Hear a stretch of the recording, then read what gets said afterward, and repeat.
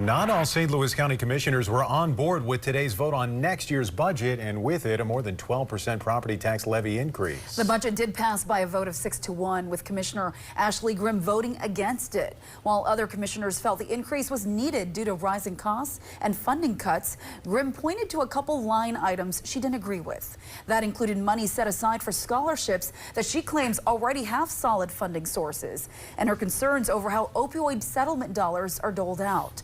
Grimm acknowledged her concerns are over a small piece of the overall budget, but it's something she wanted to stand firm on. I think it's really important to make sure that every dollar is spent wisely and in areas where the community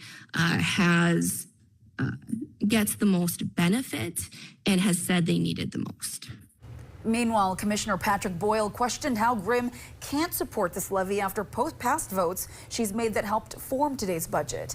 As for why he feels the tax increase is justified, Boyle specifically pointed to higher personnel costs after union contracts recently expired, increased health insurance costs for county employees, and state's new paid family leave program and infrastructure needs.